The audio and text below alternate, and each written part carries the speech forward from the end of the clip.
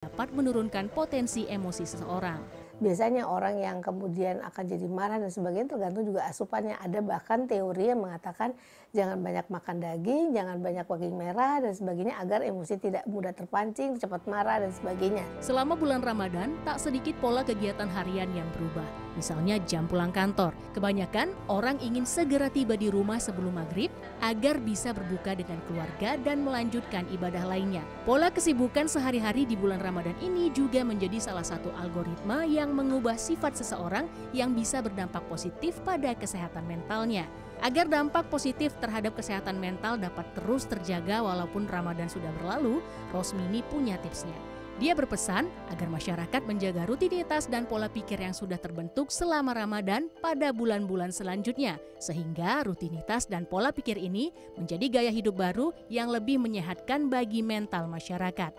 Tim Liputan CNN Indonesia, Jakarta. Ya, bulan Ramadan merupakan bulan suci yang selalu dinanti oleh seluruh umat muslim ya di seluruh dunia.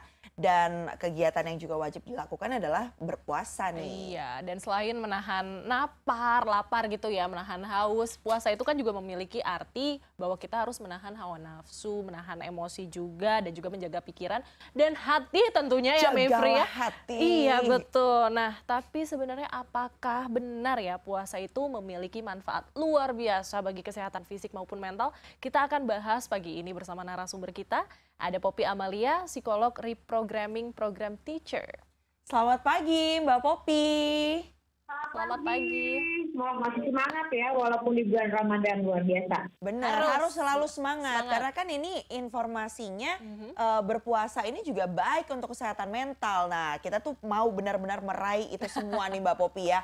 Mbak Poppy, jelasin dong apa sih sebenarnya manfaat-manfaat dari berpuasa ini, melakukan ibadah-ibadah di bulan puasa jika dikaitkan dengan kesehatan mental. Jadi manfaat dari berpuasa itu selain tadi disampaikan ya, mental itu positif banget. Selain ke fisik juga dan ke perasaan, karena manusia kan terdiri dari mind, body, and spirit kan, satu paket nih. Nah, di puasa ini semuanya benar-benar di-cleanse, dibersihkan, dan diatur kembali, di-recharge. Kalau untuk fisik, kita tahu ya, kalau fisik itu dari metabolisme kita itu juga mengalami perubahan karena kadar glukosa darah normal kita itu menjadi lebih baik ya, sehingga mengakibatkan imun kita menjadi bagus, kemudian juga seluruh fungsi-fungsi organ tubuh kita menjadi lebih baik. Kemudian itu tadi segi fisik, tapi tadi ya puasa itu harus dibarengi dengan aktivitas fisik gitu loh. Nah, kemudian kalau berkaitan sama spiritual seperti apa? Nah, spiritual ini kan berkaitan sama perasaan ya. Nah, pada saat spiritual kita makin membaik dengan cara kita tadarus Al-Quran, puasa, kemudian kita berbagi, bersedekah, itu hubungan kita dengan Tuhan semakin baik, mengakibatkan dampak kenyamanan, ketenangan. Dimanapun orang pasti membutuhkan Tuhannya gitu. Nah, pada saat berada di bulan Ramadan ini kan spiritualnya makin baik gitu loh. Kemudian puasa juga meningkatkan nilai sosial. Pada saat nilai sosial dengan cara bersedekah, berbagi, buka takjil bersama, ketemu dengan teman-teman, kemudian makan bersama, itu akan memberikan asupan kita diterima. Memberikan asupan perasaan bahagia atau happy. Kemudian juga puasa ini membawa dampak mengontrol diri lebih baik.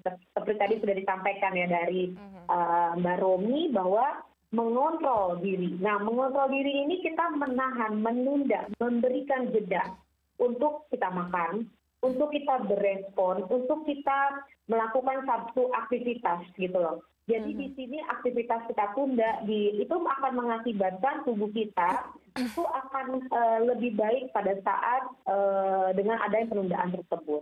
Nah, kemudian juga ini agresivitas juga mengalami penurunan nih di bulan Ramadan nih.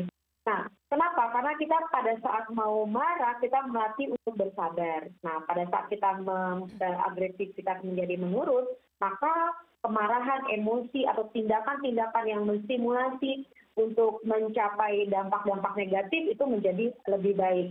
Kemudian juga meningkatkan pengendalian perilaku seks ya. Di sini karena berpusat di perut, jadi mengalami penurunan. Nah, ini membawa dampak kita bisa mengendalikan kondisi itu lebih baik lagi. Jadi nggak langsung spontan, nggak langsung melakukan tindakan yang ekstrim nih, seperti itu kurang lebih.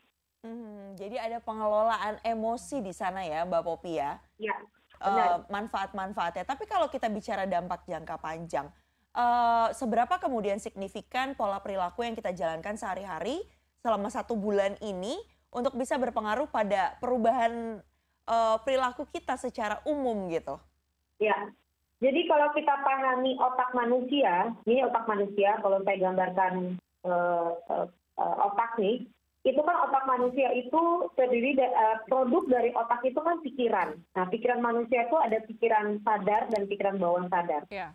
Pikiran sadar itu letaknya di bagian depan, pikiran bawah sadar di batang otak. Pada saat kita memasukkan sebuah informasi baru di dalam pikiran bawah sadar kita dan kita lakukan terus-menerus selama 91 hari, 3 bulan 1 hari, maka akan membentuk satu dendrit baru dari perilaku tersebut. Jadi kalau kita mampu mengelola perasaan kita, mengelola pikiran kita, maka akan muncul yang namanya sabar. Akan muncul namanya bisa mengatur emosi atau how to manage our emotion. Itu akan menjadi sebagai habit. Tapi 3 bulan 1 hari habit itu terbentuk. Nah, tidak mesti kita melakukan habit tersebut terus-menerus. Kalau 1 bulan kira-kira bisa terbentuk nggak? Bisa, karena pada saat kita puasa kita ada yang namanya tidur dan bangun itu pada saat pada saat sahur, benar nggak? Nah, pada saat sahur itu kita memasukkan data ke bawah sadar itu langsung jadi habit. Nah, itulah keuntungannya kenapa, tapi perlu tidur dulu. Kita berada di gelombang theta, itu sahur itu gelombang theta tanpa kita sadari. Jadi otak manusia itu ada namanya gelombang yang dikeluarkan frekuensi, ada gelombang beta, alfa, theta. Theta itu pada saat manusia tidur, lalu bangun, lalu kita melakukan pemikiran untuk saya niat puasa itu masuk ke dalam tubuh. Nah, apabila diniatkan, diafirmasikan, diucapkan dalam bentuk niat, itu akan membentuk perilaku habit terus-menerus. Itu akan menjadi kebiasaan. Jadi, yang kita bangun di bulan Ramadan ini akan bisa kita terapkan setelah bulan Ramadan. Tapi tadi ya, kita benar-benar mengerti konteks ini. Dan sampai berapa lama ini akan berlangsung? Ini akan selamanya. Tapi tadi, dia benar-benar afirmasi dengan cara niat nggak? Dia benar-benar melakukan nggak dengan segenap perasaan? Nah, kalau dia melakukan, ini akan menjadi habitual. Karena habit itu harus dilakukan terus-menerus. Nah, seperti itu. Berarti memang kuncinya itu repetition berarti ya, Mbak Popi ya. Nah, Afirmasi. sebenarnya saya juga penasaran sih, di luar dari bulan puasa sendiri sebenarnya ada nggak sih memang terapi dari psikologi yang mengharuskan seseorang itu untuk puasa untuk penyakit mental tertentu gitu? Ya, karena kita dengan kita berpuasa tadi kan dampaknya sangat luar biasa ya. Seperti kita tahu ya bahwa kita melakukan tindakan, berarti kan perilaku ini kan semuanya dari otak, dari pikiran. Berarti kalau kamu punya pikiran yang negatif, maka kamu harus kelola fungsi organ yang ada di pikiran ini dan juga yang ada di jantung kamu yang disebut kolbu, perasaan. Oh, ini main di 2 aspek tersebut. Maka psikolog mainnya di pikiran dan perasaan. Apa yang kamu pikirkan, apa yang kamu rasakan. Nah, otak kita itu kan semuanya menggunakan glukosa kan sebagai bahan bakar utama metabolisme tubuh. Nah, karena terpakai glukosanya, maka tubuh mengambil cadangan lain yang disimpan di hati yang disebut dengan glukogen dan asam lemak yang selama ini jarang terpakai. Nah, apa kaitan dengan otak? Otak pun menggunakan strategi yang sama, menggunakan glukogen dan asam lemak untuk energi. Asam lemak tadi yang akan dipecah melalui proses yang disebut dengan ketosis, itu akan merangsang stimulasi perombakan sel otak yang sehat. Sehingga otak-otak akan diperbarui lagi dan kembali kinerja menjadi lebih baik. Nah, pada saat orang mengalami depresi, pada saat orang mengalami masalah dengan mental, atau misalnya mengalami stres yang stres ada level 1, 2, sampai 6 gitu kan. Orang-orang yang mengalami kondisi itu yang sebaiknya bisa dilatih untuk berpuasa gitu loh. Karena tadi di dalam tubuh itu terproses dengan baik, di dalam pikiran manusia itu bisa diolah sedemikian rupa. Jadi pada saat dia puasa dia bisa melatih yang namanya dari fungsi pikiran dan fungsi perasaan. Itu sangat penting banget karena ada kaitannya antara senyawa, perilaku, dan lain-lain. Jadi kalau gitu bisa dibilang bahwa puasa itu bisa menurunkan stres dong atau menghilangkan stres dong?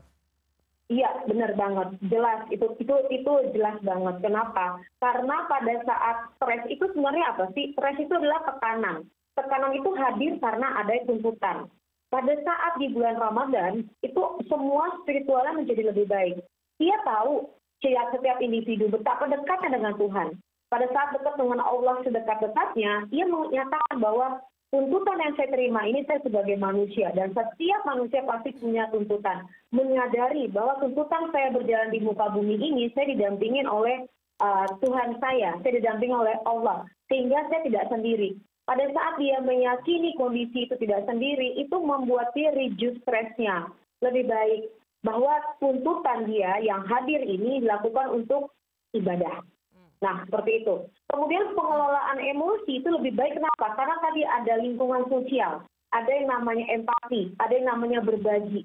Kenapa manusia pada saat berbagi itu bahagia? Karena tadi perasaannya dia itu fulfillnya adalah merasa lebih, tangannya di atas.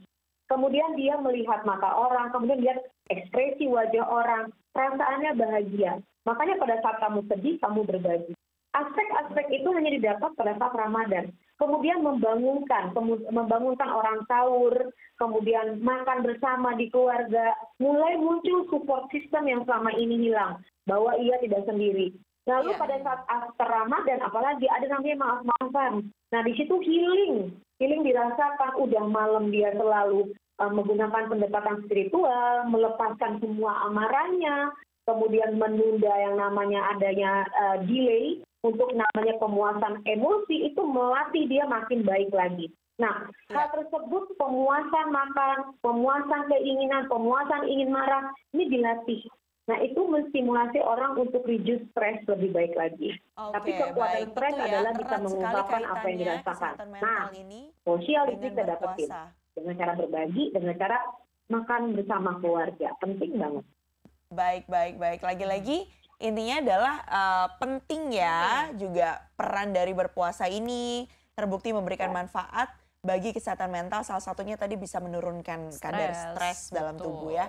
Terima kasih banyak Mbak Poppy Amalia, psikolog yang sudah bergabung bersama kami pagi hari ini. Sehat selalu ya Mbak. Sehat-sehat Mbak Poppy. Terima kasih. Terima kasih. Teman-teman di sana. Iya, terima kasih Mbak Poppy.